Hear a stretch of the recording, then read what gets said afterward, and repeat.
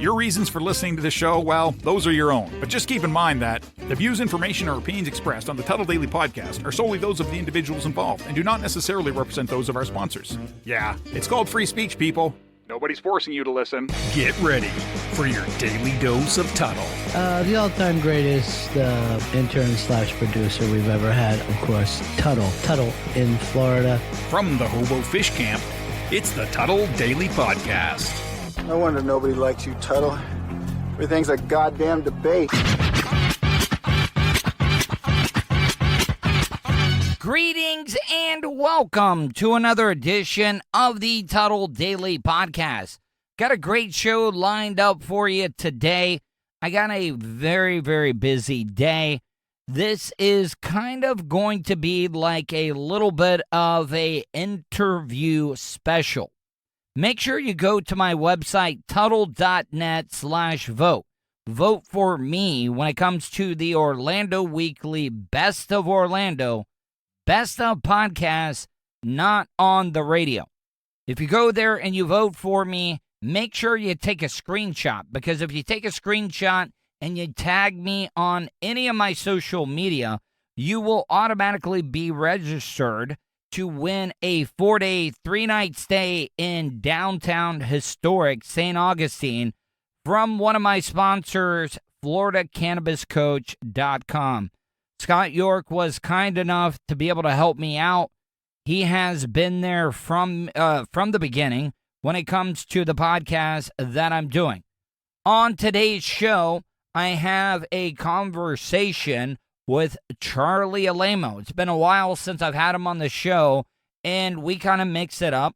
Then I have Christian Cintron, who is a spiritualist that comes on to talk. And I got to tell you, it gets a little standoffish at some point. It's a little long, but I think you guys will enjoy it. And then finally, I got an interview with Meryl. Meryl is out in San Diego, and she is a former radio broadcaster like myself that has transferred over to the podcast lifestyle. And that is all on today's Tuddle Daily Podcast. Hope you guys enjoy. Oh, man. I hate how Zoom does that now. It's just like a voice from above, kind of like, because, God probably is a female, right, Charlie? According to Dogma, it's a Alanis Morissette. Oh, yeah. Would she go down on you in a movie theater? Was that song actually written about Dave Coulier from Family or Full House? God, Did you ever hear that rumor?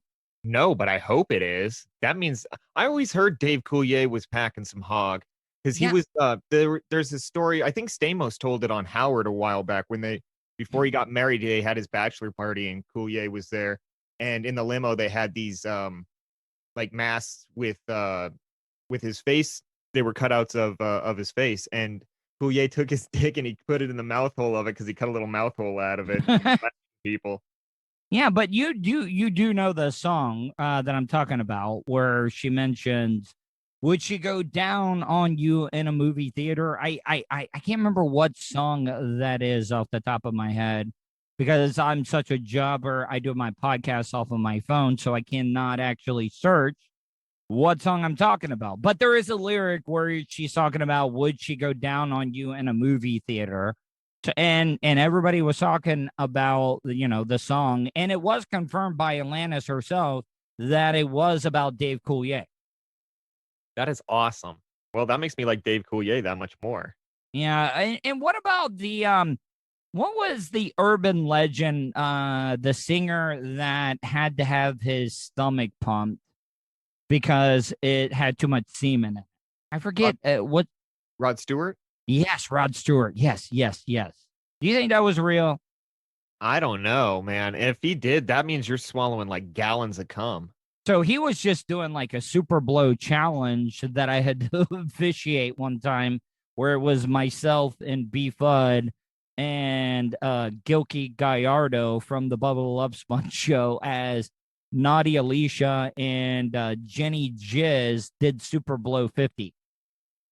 Yeah, you're going to set the world on fire with a name like Jenny Jizz.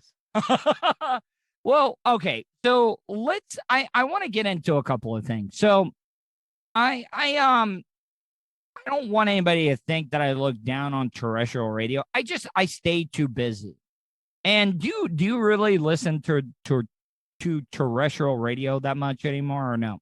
I listen to sports talk radio. I do flip around and listen to a little bit of music for about a half a second, and then I realize Who's your sports talk guy? they have CBS and Fox Sports here. So What about Pat McAfee? Do you like him? I liked Pat McAfee. I liked him when he was on Fox. The only thing I don't like about his show is a little too much of the peanut gallery. It's too bro dude. It becomes too bro dude for me. And then like all the hanger-oners that are there just kind of being hype men. It does. It kind of reminds me of, remember when Covino and Rich first started like on Sirius? There was a lot of bro shit and stuff like that. Not that I'm knocking Covino and Rich, because I mean they're still going, but I just never got, I mean, the show is entertaining. I never got the fans of it because they're the definition of fanatics. They're crazy motherfuckers. Like I never got that hyped about a radio show. I mean, I have Opie and Anthony back in the day. But I never got to the point where it was like I needed to be in some group about it. I was going to ask you that. In your opinion, what is the craziest, most rabid radio listening audience? Because you got to remember, I worked at Real Radio for a while, and for some reason, Opie and Anthony latched on to Jim Phillips one time. And the virus people, isn't that what they called their listeners? The virus or something like that at one time? Pests. Yeah, the pest. Yeah. Well, they ended up calling, because I was call screening that week, because Jim Phillips, listen, I will admit this. And when Jim says that Jim Phillips has never listened to an episode of Opie and Anthony, I believe him. But he came up with an idea. He was like talking about interrupting news broadcasters while they're doing their live shots. Remember back when Opie and Anthony used to do that? Yeah, they got a guy fired. Yeah. Well, Jim came up with that idea, and I guess Opie and Anthony were like, oh, Jim Phillips is trying to steal our gimmick. And the pest tied up our phone lines nonstop. Like, they destroyed Scott Farrell on his first night on Howard. They made it so he couldn't even answer the phones. So Jim. No, go ahead. No. But Jim's such a great broadcaster. He does not need to take phone calls. Like, I mean, if it's a good broadcaster, he does not need to take phone calls. He'll just, you know what? Fuck you. I ain't taking no phone calls, and I'll just do my show. You know what's absolutely funny about that too is that even Opie and Anthony were talking about it before their show broke up, about how the pests are gonna destroy everything, and they ended up doing that anyway. As soon as they broke up, they divided, and then they just started hating on everything. Which I don't. Sex for Sam thing. I mean, that was listeners that fucked up the deal. Yeah, that was also fucking what's his name broadcasting it too. Paul Mercurio, or whatever the fucking unfunny comedian's name is. Yeah, but back to when I was saying I don't listen to terrestrial radio that much, but I had to run up to the store because you know that I do my show out of my car, and I didn't gas up the night before. I was like, holy shit. Living in Florida, you can't sit in a car with the windows up unless you have the air conditioner on. So I had to go pick gas in the car. You can't see, the mobile studio on vapors. Yeah. So I was listening to Russ and the Monsters this morning, and I do not in any way want anybody to think that I'm talking trash about anybody on Real Radio 104.1. But, with the pandemic going on, Russ is wanting to get his show members out in the community. I mean, it's smart radio, right? Like you would want to get the people on your show out in front in the community to get the name out there, correct? Yeah, I agree with that. So Ryan Holmes, which we've discussed Ryan Holmes before, he is going to be doing a big, like, all-star type local comedy show in August. And they were talking about who's going to open for him and stuff. And I tweeted at... Wait, it's his show, so he's Yeah, the yeah. headliner? He's the headliner. Yeah, I know. Oh God, so they're going to leave when the headliner is on stage? That's going to be the first time that people come to see the person jerking the curtain and the guy in the middle. So the dark matchers are going to be the actual headliners, then you're saying. Yep, and then they're going to leave right after, right when he takes the stage. And coming to the stage right now, Ryan Holmes, crickets. Okay, so listen. When my guests come on, I do not censor them. That is not my opinion at all. It's Charlie Alaimo's opinion. Yeah, that is Charlie Alaimo's opinion. But I tweeted at Russ, and I also texted him. I said, hey, does Ryan Holmes need an opener? Because, a lot of people don't realize this. They're like, oh, Tuddle's just a radio guy. But the first radio show that I worked on made me do stand-up as a 19-year-old kid, and I bombed. But it eventually, in the long run, helped me out because Ron and Fez would make me open up for them. And I said, hey, Russ, does Ryan Holmes need an opener? And I haven't heard back yet. But if I could get a spot for me and you, would you be down? For me as well? Yeah. Yes, I would definitely be down. I would love to show up the person that's headlining the show. Absolutely. You're being a dick. I would absolutely love that more than life itself. So let me ask. Funk. We used to do a bit on the Monsters in the Morning called Beat the Cricket. I already told you about this, where comedians would come in and they would do 5 minutes. And if you told a joke and it bombed, they would give you a cricket. Okay. So it would be like, 3 comedians, and whoever got the less crickets would get promoted. They would plug the show for like a month or whatever. Would you so you're trying to say mano a mano that you would go against Ryan Holmes if the challenge was accepted? Yeah, absolutely. On stage? Yeah, on stage. Oh yeah, absolutely. Or even on the radio. Like if they wanted to bring you, because we always did Beat the Crickets in the studio. Yeah, absolutely. I would love to do it in the studio. Anything face to face so I can read the reaction too. Yeah. All right. Well, now I also sent you an interview that I wanted you to listen to, and I'm already gonna play it, but I'm gonna edit it down. Mm-hmm. And I talked to you about this off the air. I interviewed this guy that is, this spiritual type guy. His name is Christian. I forget his last name. Anyways, his name's Christian. And I really didn't know much about him because I did a lot of show prep. But as soon as he got on, and listen, I don't care what people do in their private life. I really, really don't. If you're gay, straight, transgender, LBGQT, whatever, pansexual, omnisexual, I really don't care what you do in your personal life. But as soon as I heard him talk, I was like, oh, okay. This is a stereotypical, over the top, flamboyant gay man on the phone. Now, he was kind of being a little standoffish a little bit, and I did not for the most part, I would have went off on this person, but I was afraid with the cancel culture and everything. I just wanted to get your feedback. What did you think of the interview? I thought that for a guy that's supposed to be some spiritual person or spirit, whatever he's peddling, that he really didn't present himself in the best light possible, especially if you're trying to go about promoting yourself.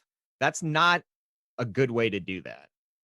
I mean, he came at me within the first 10 minutes saying, oh, you're a white male in the South. You're not in touch with your feelings. There's a guy who says that he's from West Beverly Hills who's probably lying. He probably lives in the Valley. Well, he did say he was from the New York area. Isn't that kind of a bad mixture going from New York to LA? Yeah, he's probably a failed actor or some sort of something like that. And now he's talking his spiritual whatevers to anybody that'll take it. But again, if you're going to do that, you got to come off as a little bit, nicer person, not so much as a dick. Let me ask you, why do the spiritual people come off as hypocritical and posers? Like they really, really do. But an even better question is, why do people then follow them? They know that they're an asshole. What do they see this phoniness and they think that they're going to be like that all the time? Yeah, but you want to know the reason why I did not like go after him? Because I like I told you, I support everybody's private life. And you're the same way. What you do in your private life, good for you. I really don't care, right? If you find happiness and whatever, that's cool, as long as you're not committing any crimes. See, but I was worried if I would have been combative with this interview, I would have been labeled as a homophobe. See, I could understand that, but at the same time, if you're addressing a person and not his orientation or anything like that, then I don't see how that's part. People, just because somebody is gay or straight or bi or asexual or whatever they want to identify as, doesn't mean that they can't be a shitty fucking person and you can call them out on being a shitty fucking person. Oh, no, listen. I identify as. If they're being a dick, they're being a dick. You know? No, I agree. I agree with you, though, Charlie, but that's the way me and you think. But with everybody wanting to be offended, cancel culture and all, like, like it would have gotten twisted that way somehow, some way. Not to sound like a dig, but do you think anybody's really going to try to cancel your podcast? I've already had people complain about some of the stuff. Well, like, you're a little outlandish sometimes, Tuddle. Well, I mean, Outlandish was a song that me and Trace did on the Bubble Love Sponge. I need to pull that up. My short term career in the rap game didn't last too long, but I got to tell you, me and Trace did put out 2 pretty good hits. You're the only 2 people that got in and out of the rap game and not involving death. Yeah, exactly. I mean, we didn't do East Coast, West Coast. Your souls died a little bit working with Bubba, but other than that, you managed to make it out of there with nothing but emotional wounds. Let me. I want to ask you about this. What is your honest opinion? Because I've been reading a lot of stories about Howard Stern and the vacation after his new deal, which I think was like $500 million. What was his new deal worth? Something like that. Some outrageous amount of money. Yeah, I was also reading about that. I don't have Sirius anymore. What do you think about him taking the whole summer off? Like, he's not doing another live show until September. And I really do think Howard's fans are starting to revolt a little bit. I think they already did. A long time ago. Now it's just, there's a lot of people that'll still listen to him, especially soccer moms and stuff like that. They don't know old Howard. That's what I listen to when I'm at work. I listen to old Gilbert appearances and stuff like that. 90s Howard was great. Do you know what happened to Howard, in my opinion? Too much therapy. As soon as he started doing therapy like 3-4 times a fucking week, now it's becoming too calm. No, now he knows that it's his parents that fucked him up, which of course our parents are going to be responsible for a lot of our behaviors going forward. But you can't dwell on that all the time. You got to grow the fuck up, for one thing. And for a second thing, it's ruined his interviews, because now if you hear him interview anybody, he always reverts back to, oh, is that because of your parents doing that? It's always, it's a therapy session. That's all his interviews are now. Take a seat on the couch, fucking kick your heels up. Let me ask you why you're fucked up. When he should be asking, how do you create? Not why does Howard feel as shitty? So he's got to put it on other people, project it onto other guests. So, but yeah, taking a whole summer off, I think they're going to get rid of people. They've already kind of started to, but I think there's Brent, like what do you like? And I love Brent Hatley. I've been on his show. I think he gets a lot of unwanted hate. What do you think? He was a casualty of like budget cuts or going in a different direction? Or do you think like something happened there that we don't know about? I'm not really sure on that. I know that people will give him shit about it, but I think he left at a good time before the ship. I think he did too. I think he got out. I think Shuley did the Temple of Doom roll before The Rock closed down right at the last second type thing, which was great for him because he'll be fine doing his own gig. Oh, I love Shuley. Shuley is really, really brilliant. I like everything they're doing over there on the Miserable Men show and stuff like that. Bob Levy's great. So, but yeah, I think that they're gonna obviously get rid of a lot of people. I don't know if Howard ever goes back to the studio again. No. There's no way he ever goes back to the studio. Who gets his studio? There's not a #1 show at Sirius anymore. They've gotten rid of so many fucking people. Well, from what I'm hearing, with the last time I was on Brent's show, that Sirius has no intention in bringing the talent back in the building. At all. At all. So it's going to sound even worse. Well, if they're going to do that, then they need to get everybody proper equipment because when I have Sirius, oh my God, they have people that have no pop filters on their microphone. So everything, every P, every S. Well, when it's digital like that instead of analog, you can hear the big difference. So, all right. One last thing I want to get into before we go. Joe Rogan had Quentin Tarantino on his show yesterday. Did you get any time to listen to that? The only thing that I listened to, the only clip that I listened to was him talking about Harvey Weinstein. What about the Bruce Lee stuff?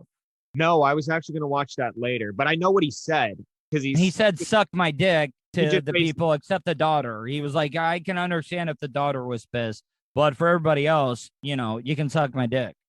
I kind of want to read the book that he put out too, because it says it expands on that story. I want to see what really. Well, you want to know what he said? I mean, I don't want to ruin it for you, but he said ruin it. Well, no, he said Cliff. Say it. He said Cliff, who was played by Brad Pitt, was being smart. That's because if you want to get into any problems with the movie, it was Brad Pitt playing that. They should have reversed the roles, honestly, and they had Brad Pitt playing the aging actor and fucking Leo playing the Cliff part.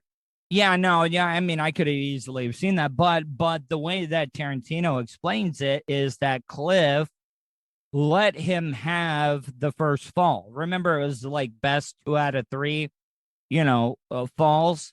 Yeah. And Cliff personally or purposely let Bruce Lee take advantage of him on the first thing because, these martial artists that have egos will go back to the same move because they got the guy on the first one. And that's when Cliff threw him into the side of the car before it was broken up. Okay. That makes sense. So he wasn't saying anything bad about Bruce Lee. He was just saying, these big martial artists that have these egos will go back to the move that they got somebody the fight before. I can totally understand people being pissed about Bruce Lee because there's a lot of people that are super fans of him. But I don't get pissed off when people shit all over the Doors, and they're one of my favorite bands. So, you know what I mean? And people shit on him all the time. So he wasn't even shitting on Bruce Lee, so I don't know why you would be offended. Bruce Lee didn't even look that bad. He got thrown into a car. He was right up again. And then if that Australian chick who's been in the last couple Tarantino movies didn't come out and break it up. Well, I mean, but think about this, though. Tarantino also talked about it, is that Bruce Lee was never in any real fight. You see what I'm saying? Competitive fight through his life. Well, if people are pissed off about that, about the Bruce Lee thing, shouldn't they be more pissed off that Sharon Tate lived? Yeah, I mean, I thought Margot Robbie's character as Sharon Tate was a waste. Like, she had no outcome on the story in Once Upon a Time in Hollywood, in my opinion. I thought the Roman Polanski character had no place in it. He was barely in the motherfucker. Well, I mean, Charlie wasn't even in it that much. No, he really wasn't. It was more about the people out at it made the fucking cult out at the old movie ranch seem like a place to be. With the Spawn Ranch. Bitches running around. I would have been out there. Oh, you're Texas, and you were on a horsey. I don't know. Do you like that line? I don't know. I thought that was a little bit of a corny ass line to be able to get Brad Pitt to say. Yeah, for a guy that's supposed to be a badass, I understand that he's supposed to be fucked up, but On acid, like smoking acid. Have you ever smoked acid on a joint or a cigarette? no, I have not. I've never. No, I've just taken it. I've never smoked it. Yeah. Well, Charlie, do you have any upcoming events that you want to promote? Any social media feeds or anything like that you want people to check out? Yeah, you can follow me on Twitter at @RealLameCharlie. I changed my Twitter handle. So I did not even notice that. Yeah, so you can follow me there. I'm starting to do my podcast more, so if you subscribe to that, that's cool. Can I be a guest on it? Yeah, absolutely. All right, Charlie. Well, I got to get ready for another interview, and I really, really appreciate you coming on. I want to start having you on once a week, man. Let's start pumping it up and promoting your upcoming stuff. Because the next time we talk, I want to talk about your vision of what you're wanting to do in the future. Okay, sounds good, man. Thanks for having me on. All right, man. Have a wonderful day. You as well. Great news, folks. You now have the chance to see the face in front of that sexy voice. Right you are, sir. The Tuddle Daily Podcast streams Monday to Friday on YouTube. Anything can happen at the Hobo Fish Camp. Okay, sir. That's enough. Okay, so go to youtube.com/Tuddle. Don't forget to subscribe and hit that bell button so you're notified anytime Tuddle goes live. Good job, sir. Questions? Comments? Concerns? Compliments? Or do you just want to tell Tuddle to fuck off? In any event, contact Tuddle. Tuddle@gmail.com. It's Tuddle with 2 Ds, dumbass. It's time for the Orlando Weekly Best of 2021. Right you are, Amy, and we need your help. Wait, you need my help? No, the listeners' help. Oh, the Tuddle Daily Podcast listeners' help. Apologies. I thought you meant... Anyway. Okay, thanks, Amy.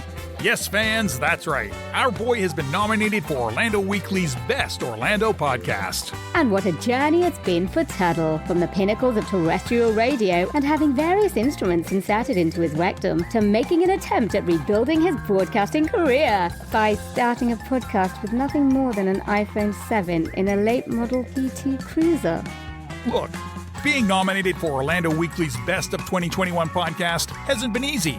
Sure, the other nominees have fancy stuff like studios with chairs and air conditioning, actual microphones, reliable Wi-Fi, running water. The point is this, Josh. Our guy Tuddle is back on the air and needs your help to push him over the finish line and into the graces of Orlando audio royalty. Indeed, Amy. You can vote at Tuddle.net/vote. Let's show the people that Tuddle is back and here to stay. Again, vote for the Tuddle Daily Podcast at Tuddle.net/vote. Welcome back to the Tuddle Daily Podcast. Got a great interview lined up. This is something that I've been looking forward to for quite a while because I got a lot of questions for my next guest, Christian Cintron. Christian, how are you, buddy? As good as to be expected, with suddenly having to spend time with thousands of people after being all cozy in my apartment. So. Yeah, where are you calling from? So I'm calling from West Hollywood, California. Okay, yeah. So you guys were on heavily lockdown for quite a while, weren't you? Yeah, and it was also really, really crazy. I feel like we were kind of like, I feel like for a good solid 3 months, it was intense with the pro-Trump rallies and the Black Lives Matter protests and just craziness and just people wearing a mask, not wearing a mask, deciding on the fly. It was like a whole moment that Christian, before we get into the interview and stuff, let's talk about what you do. Give me a little bit of a dissertation of a little bit about you, how people can find you online, social media wise, your website, podcast, whatever it may be. Tell people how they can find you. Cool. So I'm Christian Cintron. I'm a writer, comedian. I teach a intersectional, spiritual self-improvement stand-up comedy class called Stand Up for Your Power. You could find me on TikTok, YouTube, Instagram. They're all stand up, the number 4, and then YOUR power. Yeah, and I'm a little psychic too, and so that's something I also do on the side. And I basically combined a lot of the things that I love.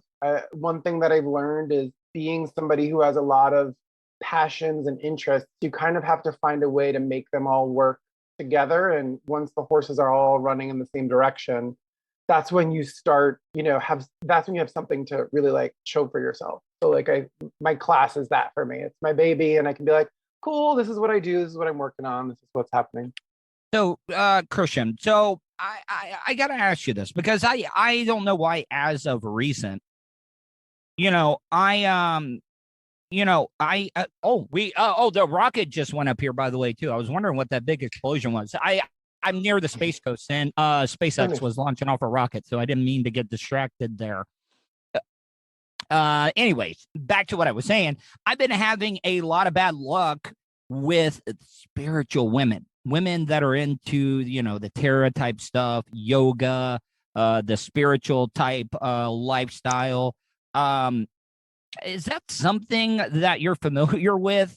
Because I got to tell you, they have been off the charts nutty a little bit, in my opinion. Mm-hmm. Well, to kind of two things. I'm going to start off with one quick thing as like a general statement. Mm-hmm. I think people tend to knock the New Age movement and New Age philosophy as like, I don't. No, I'm going to get that. I'll get there. I'll be really quick. Right. I knock all that, but people have been talking about a new age as early as the 20s, I want to say. And I think a pandemic that affects the entire planet would usher in a new age. And so arguably a lot of people are becoming spiritually awakened, however you see that. For me, I kind of see it as just basically a psycho-emotional awareness.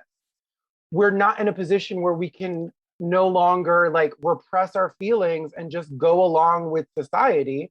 I think the reason there's a lot of mental illness and a lot of suffering and a lot of things going wrong are not because everyone has ADHD. It's because human beings are rejecting society. Yeah. So to that point, I think that the girls that you like to the question that you asked, I think that a lot of these girls are probably on a different wavelength. They're also probably reacting to what you might not be cognizant of. And what do you mean by that, though? Like, I mean, you're a man, you're a heterosexual man in America. How aware of your feelings are you? Matter of fact, I'm very, very aware of my feelings. I tried to commit suicide at the end of 2019. I've suffered from depression, obsessive compulsive disorder, ADHD, bipolar stuff. And I was so overly medicated that I got off of all that stuff because I survived. I survived and was able to do that. So I am very, very in touch with my feelings. Going through a lot of depression right now because my father just passed away about 3 weeks ago. So yeah, look, I'm not your stereotypical true Southern man that does not that's not in touch with their feelings, because I am. I'm an only child. Like, I'm very close to my. Yeah, go ahead. Yeah, two things. One, I am really sorry to hear that all of that happened to you. As somebody who's also struggled with depression, I totally get it. My grandmother also died this year. I feel like we're all kind of in this place of like grief, both for the life that we could have had, we're having, and whatever. And also, I think that a lot of like to my point, I think a lot of these mental illnesses and diagnoses are more the symptoms, but not the disease. And when I say feelings, I mean simple things like happy, glad, sad.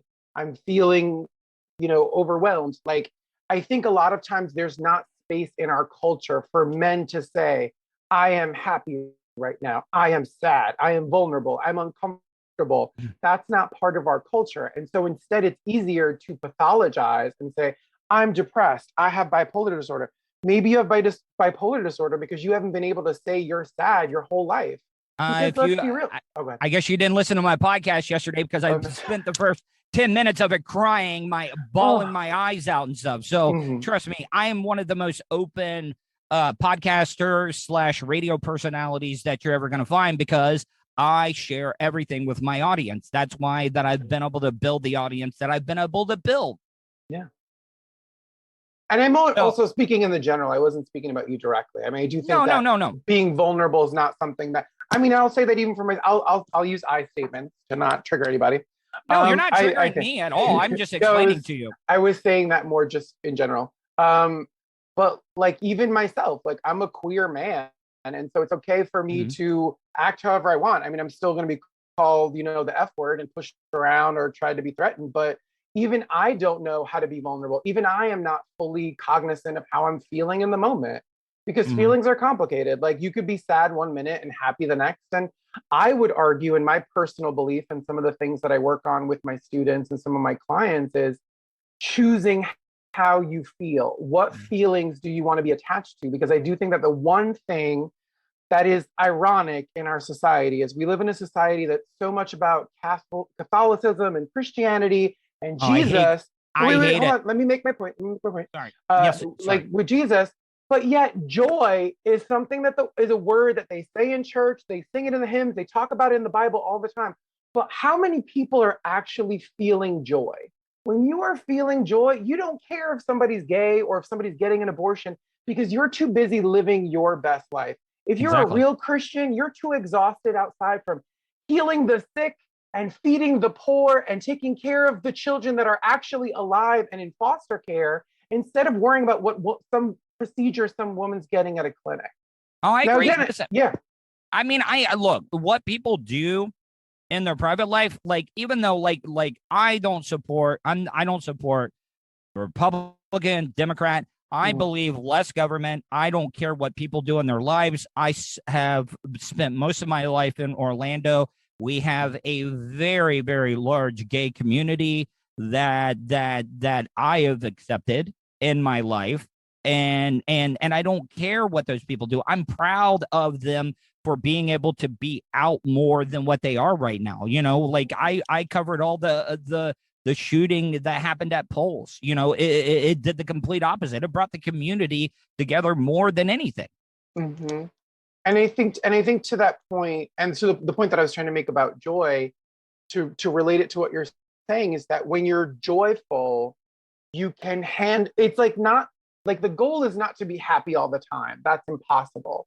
But when you're joyful, you're seeing the solutions, not the problem. You're seeing the life your dad lived and or whatever, for my sake, but what my grandmother lived for and how she lived, and using that as inspiration and fuel versus something that's draining me. But it's hard because in our society, we really are, we're socialized to kind of be uncomfortable all the time. A lot of the things that I talk about, again, like some of my philosophy, is the fact that like we're disconnected from our bodies, we're disconnected from our spirits, we're disconnected from our emotions. So no wonder everyone's depressed and struggling with things, because we're at odds with ourselves. What do you mean disconnected with our bodies? We eat foods that keep us in a constant state of dissatisfaction, like caffeine constantly keeps us elevated in our adrenaline. Preservatives, fucking gluten. Sorry, I cursed. No, you can curse. Yeah, okay, we'll cool. say it. Here, let's get it all the way. Fucking gluten. Yeah, cocksucker, motherfucker, titty, pussy, cunt. We'll say it all, okay? Here we go. We're good to go. Yeah, because like, for the record, I'm not one of those like obnoxious, high maintenance, like gluten-free people, but I did notice that when I ate gluten, or whenever I have gluten, I find myself hungry all the time and absent-mindedly eating, and it affects your gut health. And I don't know if you know about, we have 3 brains, because there's our literal brain, and then there's the earlier developmental brain. So like our gut is considered like has a neural network, and then our heart also has a neural network. And if you look at like animals over time, like they've evolved these different quote unquote brains, and they affect us. So sometimes our emotions can really be affected by what we're putting in our body. Like caffeine, I took like a 3-month break from caffeine, and I was like, wow, I have so much more emotional space where like I could literally take a beat and be like, what am I feeling right now? Do I want to feel this? Is this what I want? But we're on autopilot all the time. And that's what I mean by disconnected, is we're like, let's be real. The news is constantly putting us in a state of fear. Religion is constantly putting us at odds with our spirit, because everybody's trying to prove who has it right. Everybody's trying to prove who's better. And it's like, yeah, all of that. It's like, shut the fuck up and listen to yourself, sit in your corner. And like, that's kind of what I feel like is the joyful take on COVID. Was it a pandemic where tons of people died? Yes. I don't want to diminish any of that, But the joy was we were all forced to really connect to ourselves, sit with ourselves, figure out what matters, and connect to our deeper emotional selves. We shouldn't be so at odds with our subconscious self. And to flip back to the question you asked with women, intuitive women might be picking up on something inside that you might not be aware of. And it might be emotional weight or darkness or shit that's just weighing on you subconsciously, that once you release that, they might be on your wavelength. All right, I'll give an example. I'll give an example of one of the girls that I was dating, okay? I didn't know this, but like she had just recently broke up with a guy that she had been dating, I don't know, for a little while, but she kept talking about, this is my twin flame. This is my twin flame. This is the person meant for me. But this other guy that she was with is with another woman. And I'm like, all right, well, I'm sleeping in bed with you. You're wearing your nothing but your bra and panties, and we're kissing and doing stuff like that. And then, but no, you got to go back to the twin flame, which I think is complete bullshit. I think you're making excuses for yourself. It's just another guy trying to have his cake and eating it too. And I said, good luck with your life. And that's fair. I mean, I would argue, and so this is something interesting. I'm just going to throw this into the mix for the audience if they don't know. There's something called spiritual bypassing. That's when you use whatever spiritual gifts, whether you believe in spirit and it's energy or something higher to yourself that you have access to, or it's just the ideas in your head. But she's using that to bypass reality. She's ignoring the fact that this person is unavailable. She's under the false pretense that this person is her soulmate. And also, arguably, not all twin flames are soulmates. So she clearly is not getting research. And she might be one of those people who goes on TikTok or Instagram and is just sort of looking for something more. A lot of posers. Is there a lot of posers in the spiritual world? Ones that, you know, like, I don't want to knock anybody, but people that are, you know, kind of like semi-amateur, but posers. They think that they know more about spirituality than what they do. Well, it's a weird rub, and it is a very complicated line to draw. For example, I do readings, like intuitive readings, and I also teach a class. But charging for it is complex. It's like, I need to pay my bills, but I try to like keep it at an even exchange. But there are people out there that are profiting, or their focus is profit, and so they're bringing a lot of energy, a lot of, if you want to say like maybe solar energy or intense patriarchal white supremacy, like toxic capitalist energy to spirituality. And that's kind of not what it's about. I mean, it's really about what are tools that help you better know yourself. Everything that I'm sharing with you and your audience, I hope helps people connect with themselves, not bring me more followers. Do I want more followers? Sure. Of course. But it's more like the spirit in which you're giving it. And that's the weird rub, because sometimes people will co-opt ideas of others, and it's a complicated line to draw. I do hope that we change as a society, and that we're all capitalizing on it's to use a weird example, it's kind of like cryptocurrency. At its core, the idea of cryptocurrency. Are we talking Bitcoin or Dogecoin? Well, I'm talking about just the idea of cryptocurrency. I know that was a joke. I'm sorry. Got it. No worries. But like the idea is like, we're rejecting capitalism, so we're creating a thing. But like if a billionaire, like what's his face, Elon Musk, is controlling the rise and fall of, Bitcoin or Dogecoin, then is it really fucking decentralized? Is it really working? Then why even bother? That's the point. And so I went on a journey there, but like spirituality is the same thing. There's always going to be posers. There's always going to be somebody who's self-serving. The idea is you can tell it when you meet that person. And I also think that, to my earlier point about people not connecting to themselves and being disconnected, discernment is what we should hope to get from spirituality. Being able to discern like what is real and what is not, because we're more connected to ourselves and connected to something greater than ourselves. Now, I got to tell you, the one thing, though, one of the other girls that I'm still friends with, that we hang out, we have a really, really good friendship. She did sound therapy on me, like a sound cleansing with the tuning forks and stuff. Now, I got to tell you, I was skeptical of that at first, but I got to tell you, it made me feel like $1 million after it. I loved it. Like, because, I work in a medium of sound. I'm always wearing headphones. I listen to music. I just like sounds. And I loved it. What do you know about it? Like, do you know much about that?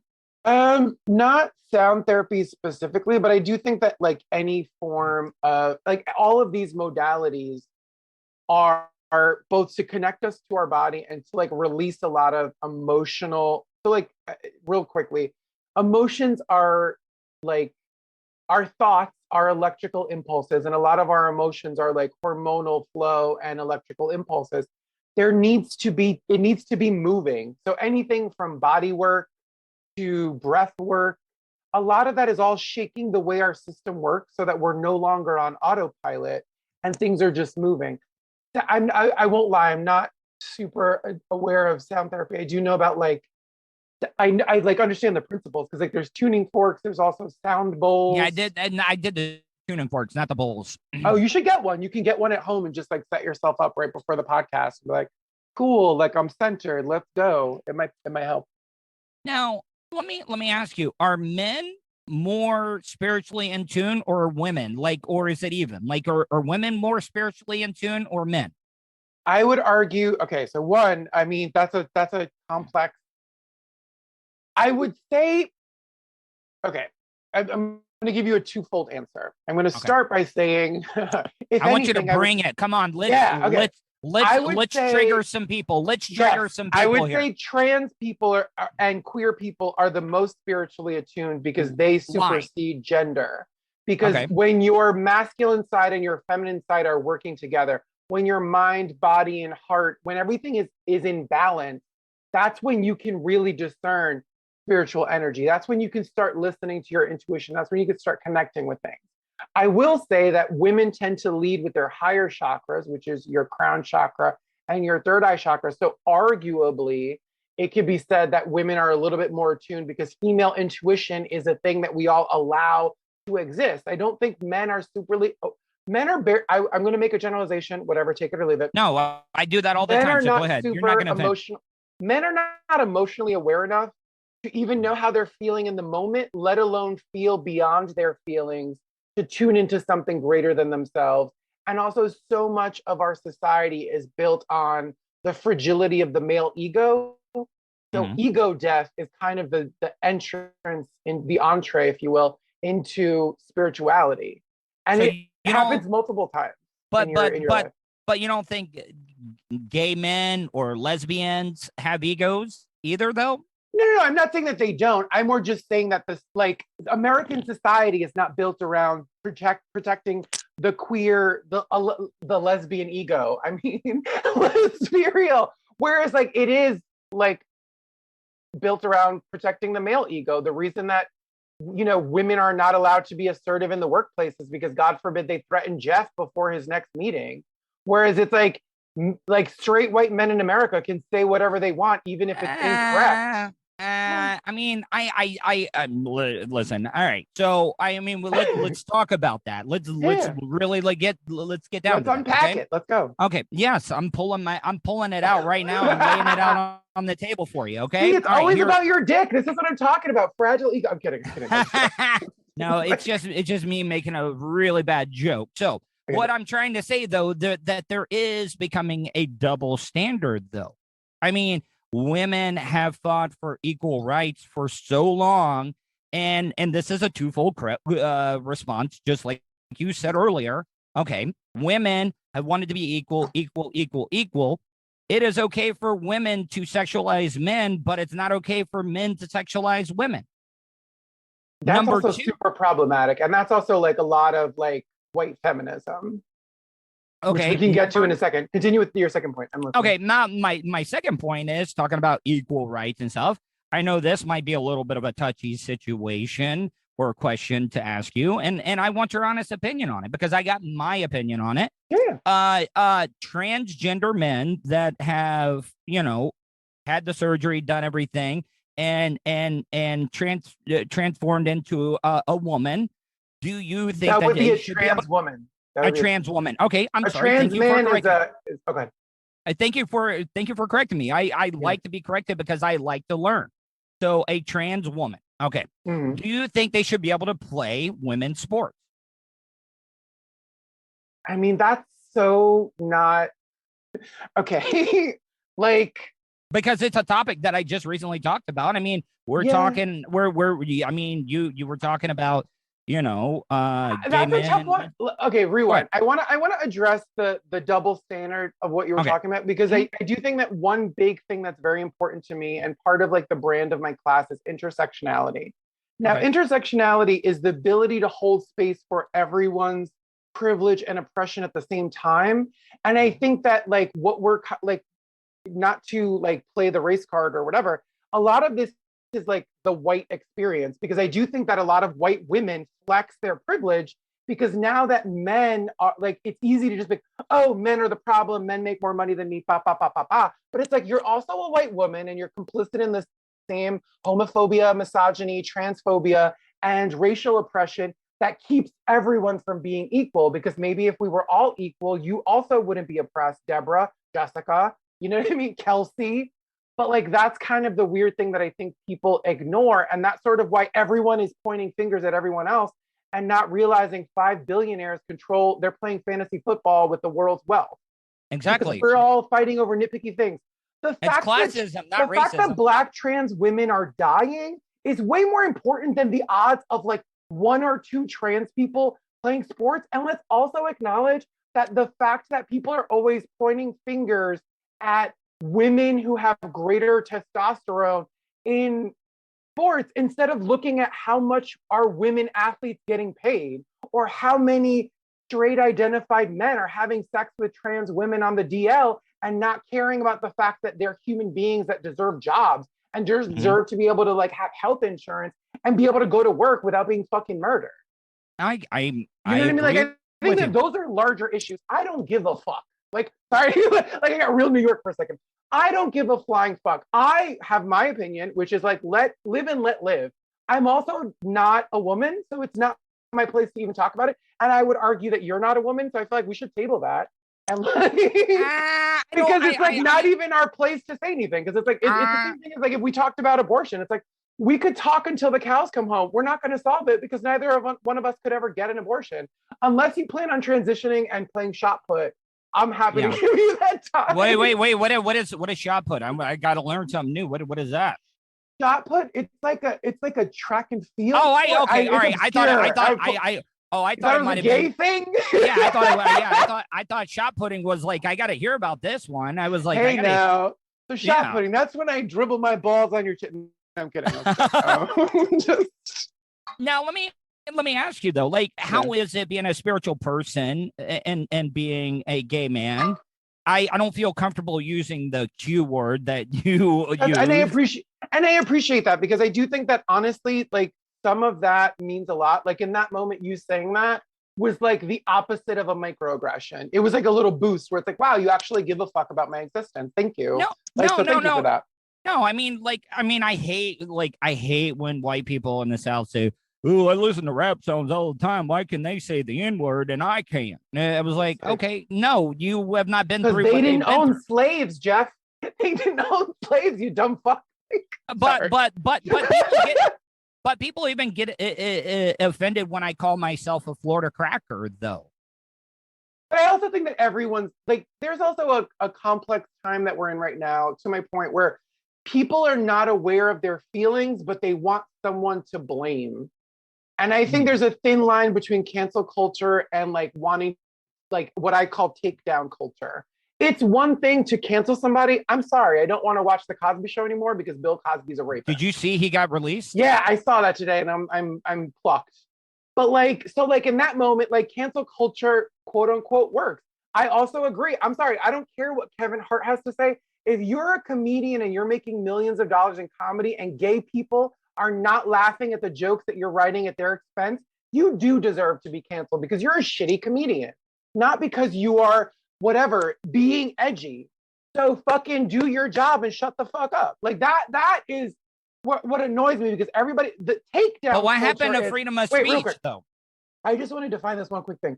Takedown culture is where somebody needs to suffer because you felt some kind of way. And that's very much the American way. American people always want some like fucking blood from a stone and like eye for an eye, even though, again, to my point earlier, they're Christian. So it's like, where did Jesus say, fucking kill them? They took our jobs or whatever. I interrupted you. I'm sorry. What was your? No. So I want to get into this. So like during the lockdown and everything. I mean, and you. I mean, you don't have to answer this if you don't want to. I mean, are you in a relationship right now? Like, I mean, what has dating lifestyle been during a pandemic for a gay man? A lot of sex with masks, which I kind of enjoyed because I realized I was like, I could totally have sex with you, but kissing you is a bit intimate there, Jeff. But it's also, I mean, like, there's a lot. It's hard. I'll say this really briefly. It's hard to unpack the entirety of the queer experience because there's so much trauma that people are not processing, as well as not having the tools to process it. Like people getting thrown out by their families, people being raped and molested, like all of this stuff, and then they're just thrown out into the world as adults, and they're looking for love in all the wrong places. Right now, I will say, I am not looking for a relationship because I'm focusing on me. I'm focusing on my business. I'm focusing on my day job. I'm focusing on my writing career. Like, I want to live my best life and love me first, so that the people that I do, if they look like Legolas or Tarzan or Aquaman, I'm here for it. Fucking elfin-looking people, like that's my vibe. Wait, so you're talking like Orlando Bloom from Lord of the Rings? But with the wig, with the ears, like, they gotta have the ears. Yes. Well, they don't have to have the ears, but I mean, it would be nice. And be able to shoot a bow. Hey, I mean, only with consent. That's I'm kidding. Well, Christian, I hope, like, I didn't mean, like, see, that's the thing about it is, like, I tell people when I do my show all the time, I like learning. And I also, one of my favorite things is I like to have my mind change. I like to admit when I'm wrong. And I kind of like I really like this interview, you know, like I'm trying to learn.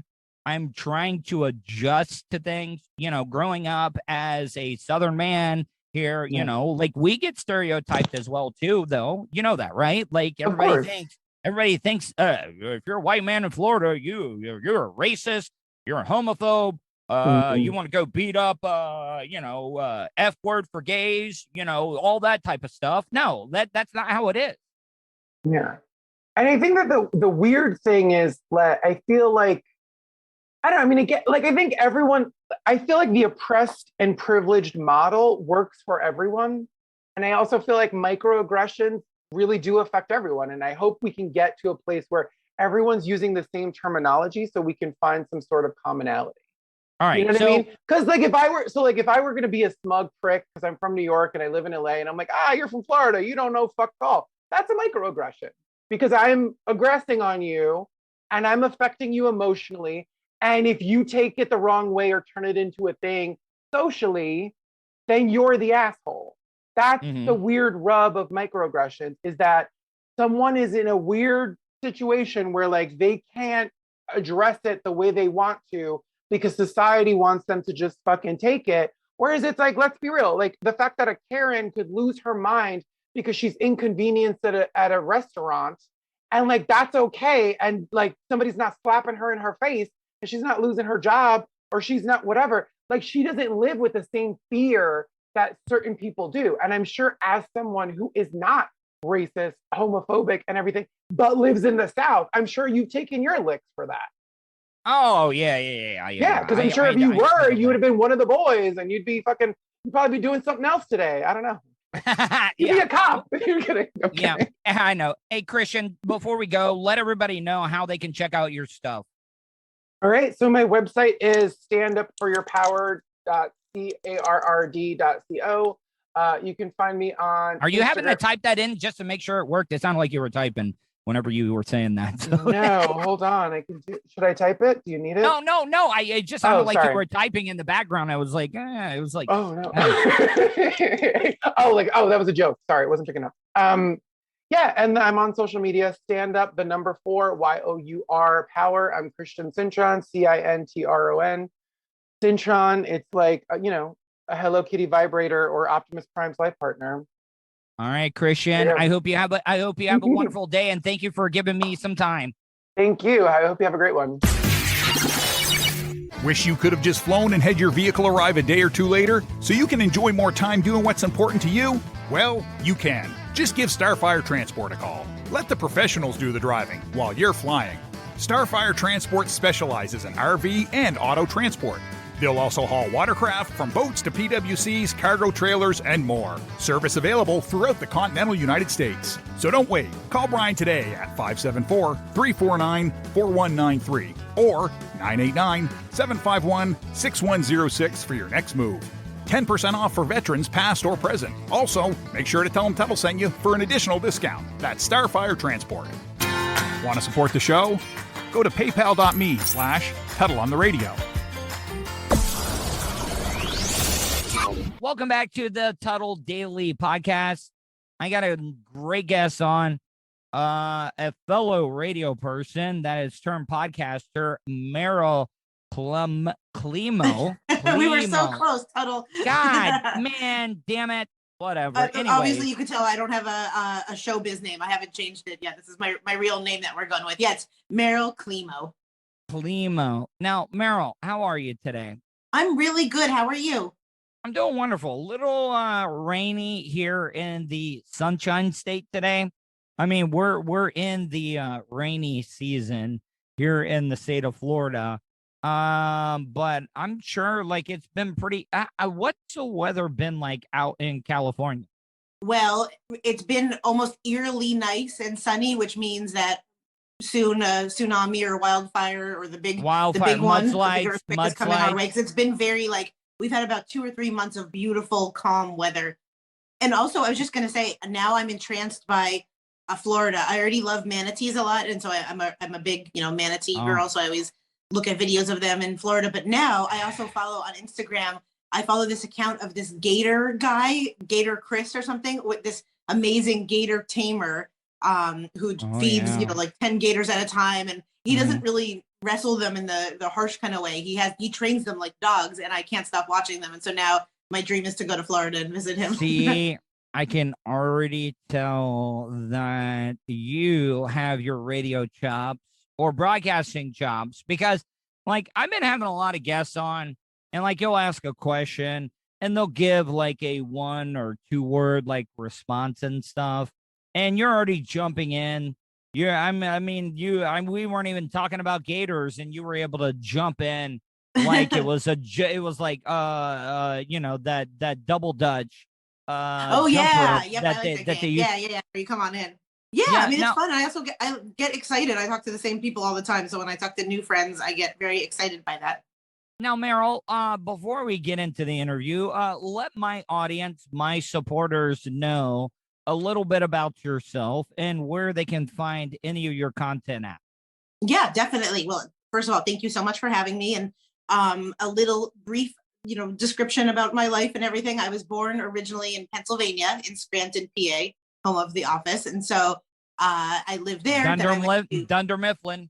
And it's so funny because the airport there now, the only thing Pennsylvania, that area of Pennsylvania really touts is just being home of the office, and every single Cosby and Bill Cosby. And Bill Cosby, yes. And now actually Joe Biden too. Joe Biden is from, or spent some time in Scranton. So went to Syracuse for school and got. So you're an Orangeman. I'm an Orangeman. Yep, I really am. I had a great time there too.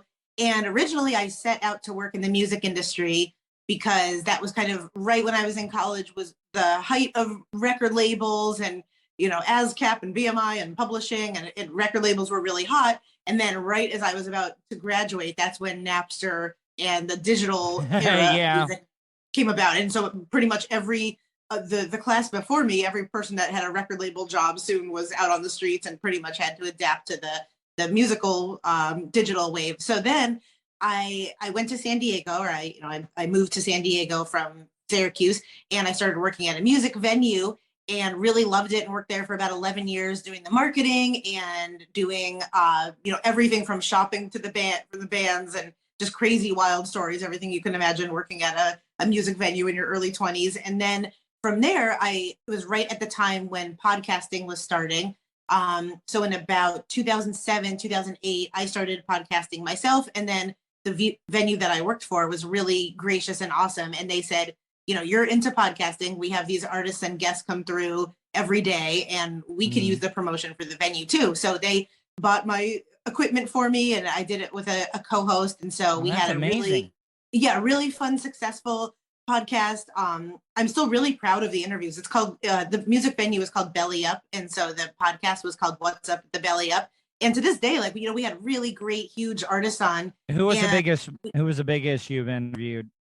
Yeah, it was so fun. And it was just really cool to talk to these musicians. And sometimes we talked about their music, and then other times we just talked about, we talked to Robert Cray about his love of wine and gardening. And I think it was good for me as a podcaster to kind of go in through the deep end, because I didn't really, you have all the beginner's confidence, and I didn't really second guess myself. And I think having just that ability to sit down and podcast as my job really helped. And then so from there, I ended up leaving the club just to kind of do my own thing in about 2017, 2018. And then currently I have my own podcast, Campfire Shit Show, that I co-host, and love that. That's been going for about 3 years. And then I was on morning radio in San Diego, and kind of ended right around the time of the pandemic. But I do some stand-up comedy. I do writing.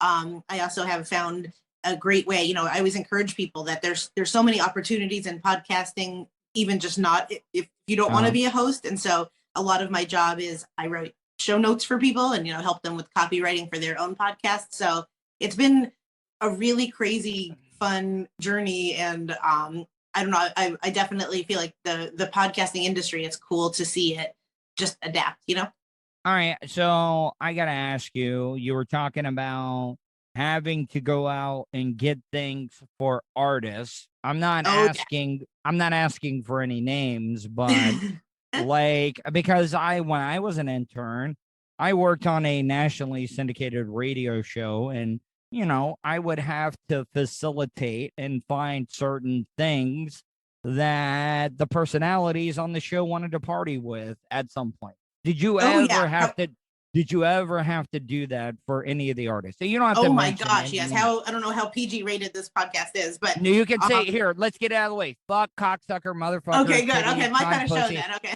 Yeah, it's all out there. Okay, good. You mark it explicit. Okay, good. So yeah, I've bought condoms for bands. I even had a really funny. There was my time period has lapsed. It's been like a decade. So remember the band LMFAO? I don't know if you remember that band, but yeah, they're huge. Yeah. They came to the club, and they had listed Magnum condoms on their rider. And whether or not that was a joke, either way, it's funny and cool for them. And one of my coworkers was hysterical, and we were drinking backstage with the guys from LMFAO or whatever their acronyms are. And my friend, my other coworker, went up to the guy wearing like really tight pants, and she was like, "There's no way these Magnum condoms are for you." And so, everything from condoms, a lot of the bands like Foreigner and the older bands, they've gone through their time of partying. So I think fans would be really surprised to know just how many fans or just how many bands that they like drink green juice and really have a very holistic, extremely clean diet. So those were almost the road dogs that have been out there for a while, seem to be really like organic pita chips, whatever. But then the new party bands, the new rock bands, were definitely like cigarettes, lots and lots of alcohol, so much whiskey. We've had artists request hard drugs before, which oh yeah, whatever. Hell yeah, I've been there. I've had to do that. Yeah. So it was very fun and very. I got very good at the grocery store of picking out like certain types of cranberry juice and just certain types of things. So I think it was a good like I always had these dreams of like the kind of the rock band thing and just joining bands, or almost famous. I think kind of like Almost Famous, or getting to the Greek exactly type like stuff. That. And I think that movie is very apropos, because I think like all it took me was about 2 years of actually dealing with the bands and being like, okay, I'm good. I got to see the shine of the apple kind of wore off, and but ultimately it was so much fun, and definitely like being able to podcast with the people for sure really like helped me understand artists better and really helped me as a podcaster. Now, so you said during the pandemic you left terrestrial radio? Like, was it because you guys weren't broadcasting in the studio? Because I've worked in terrestrial radio. I've been in radio since 1999. Whoa. As an intern out of community college. I worked with Ron and Fez. That's actually on Sirius Satellite Radio right now. Really? And I learned a lot from them. And through the years, I've worked on many, many nationally syndicated radio shows. The Monsters in the Morning, Bubba the Love Sponge. Have you ever heard of Bubba the Love Sponge at all? No, I like that name though. No, but I mean, he was a guy that, you heard of the Hulk Hogan sex tape type thing, right? Yes. Or no? Yep. Yeah. Well, that was Bubba and his wife. That was his wife that Hogan was,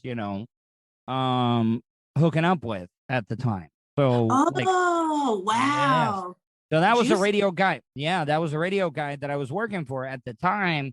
But so I went through the whole housing crisis, the bubble that popped back in 2008, and I saw so many great radio personalities get fired. But I wasn't working in terrestrial radio during the pandemic, so I really didn't get a feel for it. Was it a bloodbath? Like, were people getting fired left and right, or they were?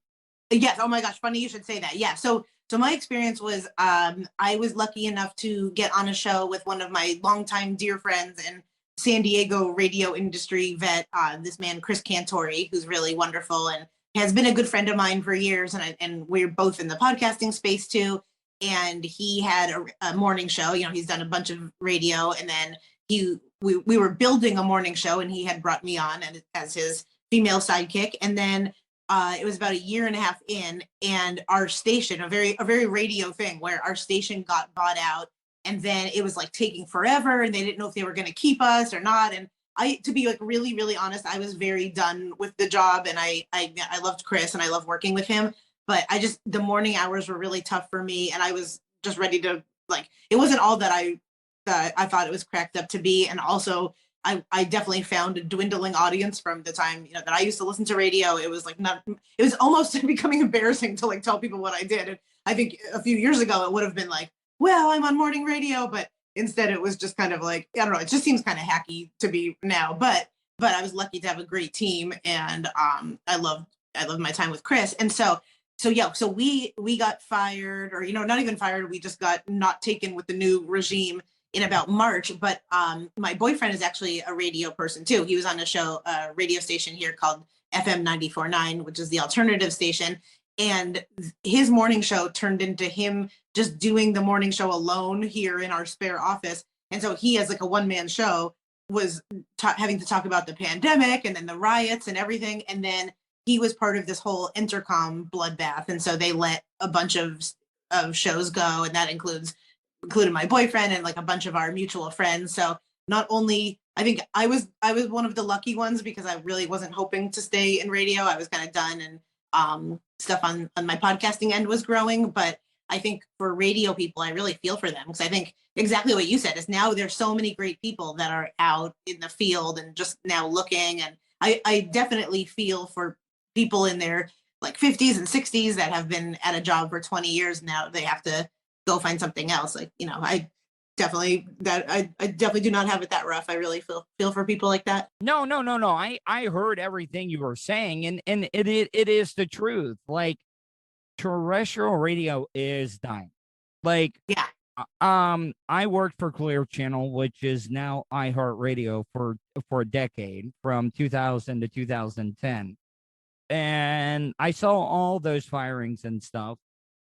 But I think now with this pandemic, I think this big company has now realized, why are we wasting all this money on real estate with studios and stuff when our personalities can just broadcast from home? Exactly. Yeah, which is so weird. It's very, I don't think that that's the best environment of just doing radio, someone sitting alone in their office. That seems very, but it's good in some ways. Good. I think if you're part of a larger show, it could be good and you're at least interacting with others. but it's hard to really be tapped into your community, I think, when you're just like sitting alone in your room day after day. But it never sounds the same though.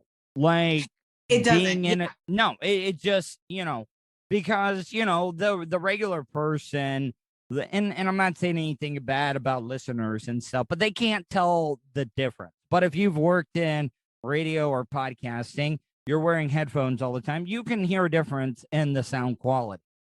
Yeah, definitely. And I think for us too, like we were a show that had a lot of people coming in, and we would play little stupid games on air. And so just that alone, like having the actual studio where people would come in and come out, and then you have the other, like I got into a weird like fight thing with the man at the cafeteria, and then coming back into the studio after that happened. So I think just the general things that happen in your office day in and day out kind of serve as a good background for radio stuff.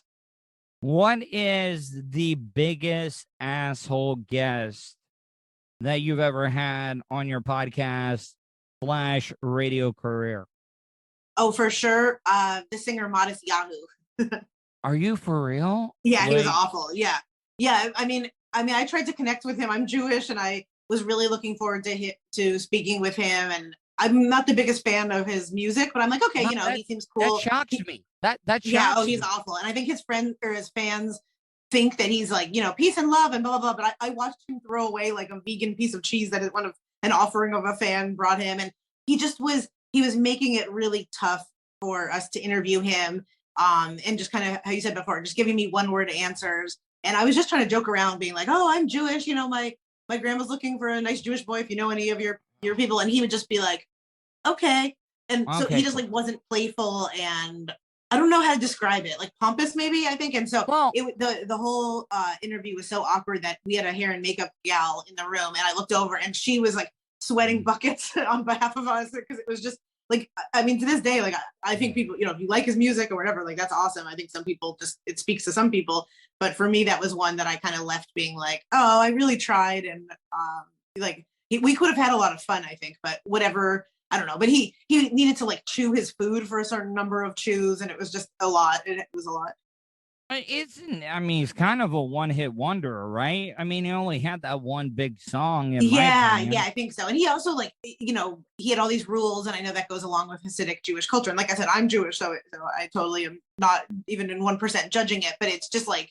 But is there a difference between? Is there a difference between Jewish and Hasidic Jewish? Yeah, very. Hasidic has very strict rules. Like a lot of it's times like super Jew, and I'm not trying to be like offensive when I say super Jew, but yeah, no, it's a Jew on steroids. And yeah, I mean, a lot of times also in the Hasidic culture, it's rare that a woman is like out there and a lead podcaster and connecting with women, and I think they have very so it's kind of like a Muslim almost type. Yeah, it almost sounds a little Muslim type. Exactly. And at this part, he had shed free of his Hasidicness. And I think he was also, going through a divorce or whatever. But it was just, that stands in my mind as just someone that, and we had one other, a musician who and I get this too. I always feel with people, like if you're not in the mood to do the podcast or you really don't have the energy to, I'd rather just someone cancel or not do it. So we had one. Yeah, don't waste our time. Do not waste our time if you're not going to come in at full blast. Exactly. Yeah. Yep. And then that's really, other than that, like everyone else has been extremely nice. And I mean, I have to say too, even though it was like a weird interview, just Modest Yahoo saying yes to give his time to a venues podcast. Like, I think that's cool. Like, I really do. I get that he's super busy. He doesn't have to do it. So on that end, like, I think that's great. Maybe I caught him in a weird, you never know. And I put myself in my shoes too, where it's like, you're talking to these people you don't know. And no. I gotta stop you there. You are a professional. You are an entertainer. Mm-hmm. And you got to be on your A game all the time. Like if you're serious about the art, and somebody is kind enough, even though it might be a smaller audience, if it's a podcast, because not everybody is a Joe Rogan or something like that. Right. But if somebody, even if you pick up, I don't know, let's say a baker's dozen of new supporters from the podcast, it was worth it. Exactly. Yeah. And I think also too, at the venue, I got to interview like we sat down with Jimmy Buffett and Mick Fleetwood and CeeLo, and so it's almost like when someone at a modest Yahoo level like gives me attitude, I'm like, okay, if Jimmy Buffett can be like beyond nice and talk to us about his dogs and everything, then you can afford to be a little bit nicer. Well, Jimmy was probably high as fuck anyway. Yeah, so, yeah. And of course he has that whole persona too, which it would be very weird if he was extremely tense and nervous the whole time. But yeah, other than that, it's been really good. And just with my own podcast, Campfire Shit Show, like we talk to a lot of comics and stand-up comics, and of course they can be weird, but I wanted to bring that up. Comedians have been hit or miss on terrestrial radio because I will say this. Okay, now comedians, there are two types of comedians. Okay, I like the type of comedian that can just come and sit in on the show and be like a part of the show, like a personality on the show. I absolutely despise the comedians that come in and try to do their routine or set you up so they can just throw out a punchline. I think it is such douchey bullshit, and it makes me, I will, like the hosts that I've worked for, they will kick those motherfuckers out after the first segment. That's funny. I would almost, and I hear you on that. I wish we had more of those. The stand-up comedians that we got were ones that you could tell they didn't want to do radio and their manager was pushing them, and they would come in with, like we had one guy come in with shades on, with sunglasses on to our studio, and it's like, sir, it's 7 a.m. Like I need to be able to see your eyes to interview you, and you're in like a weird studio in San Diego. You're really not like, this is please. When I worked for the Monsters, Russ, who was the host of the show, if you wore glasses in the studio, he would just tell you to get the fuck out. He would. Like, no, exactly. Unless you like just came from cataract surgery or something, it's just a nice thing. And no one, like I said, even like Miley Cyrus or the biggest people don't really do that. So it's just kind of a human connection thing. I'm going to have to send you the link. I've already followed you on all your social media. Oh, yay. I'll follow you back. I'm not trying to beg for a follow back, but, No, of course I'll follow back. I believe in that for sure. All right. So one of the most uncomfortable interviews, I absolutely loved it because in radio, I love uncomfortableness. I love uncomfortable stuff. I love it. But Tracy Morgan came into the studio when we were working in Orlando, and you could tell he was high as fuck. I'm not talking on anything except weed, but he would not come into the studio because I guess he was traveling with one of his buddies that was his opening act. And he wouldn't come into the studio unless his opening act could be in the studio and have a microphone at the same time. I already knew that was going to be a bad deal. But Tracy came in and he was wilding out. We had this younger woman that is probably, I don't know, maybe 24, 25. Her name was Tiffany. He was sitting next to Tiffany, and the whole time we would ask him a question and he would just lean over on the microphone and be like, Tiffany, I want to get you pregnant. I want to get you pregnant behind the middle school. And I don't want you to have that baby naturally. I want you to have that baby. I want those C-section scars on you, woman. And then the whole thing was him and his opening act. At one point, we would ask him a question, and they just kept saying "shucky ducky, quack quack," but back and forth to each other during the interview. And it was so uncomfortable, but it was the funniest shit in the world. Exactly. I wouldn't mind that because that is almost like you're at a cafeteria lunch table with just like, I do like immaturity, and you're probably like me too, where I do kind of even like making fun sometimes of the radio medium itself and like pushing those boundaries and just kind of, seeing how far you can get that. So you bring up Dunder Mifflin though. You bring up Dunder Mifflin, The Office. The best part about The Office was the uncomfortableness. Of some of the stuff on the show. Absolutely. Yeah. I love that part of it too. And yeah, I mean, I think as long as Tracy can like also include other people playing along, I love that type of stuff. Yeah. Hey, Meryl, before I let you go, tell everybody how they can find out all your content, your website, any stuff like that. Awesome. Well, thank you so much. And I had so much fun. So yeah, I'm Meryl Klemow on Instagram, and Meryl like Meryl Streep, and then KLEMOW. And my podcast is called Campfire Shit Show, SHT, because Apple didn't like the full shit. And then I also have a t-shirt brand called Pre-Canceled. So it's all about what we talked about, pre-canceling yourself before you get canceled, which is a perfect motto for the radio industry, because you're going to get canceled or fired at some point. So that's precanceledinc.com. And that's the show for today. Thanks for listening to the Tuddle Daily Podcast. Hey, don't be a dickhead. Do us a favor. Like, share, and subscribe to the show. Also, check out the Tuddle category at 315live.com. The Tuddle Daily Podcast is brought to you by Starfire Transport, StitchYouUp.com, and PocketPairClub.com. Special thanks to show producer Vulture and co-host Sirach. Show voiceover service is brought to you by jcvoiceover.com and The Little Cheese Show. Download and subscribe to The Little Cheese Show everywhere podcasts are found. If you want to help support the show, go to paypal.me/TuddleOnTheRadio. You have something you want to say? Tuddle@gmail.com or leave a voicemail at 407-270-3044. To follow all Tuddle social media, go to Tuddle.net. That's Tuddle with 2Ds.net. Thanks again for all your support, and we'll see you tomorrow on the Tuddle Daily Podcast. I get ignorant in normal situations. What you mean? What the fuck you mean? What are you talking about? Nigga, what the fuck is you talking about? Oh, shit!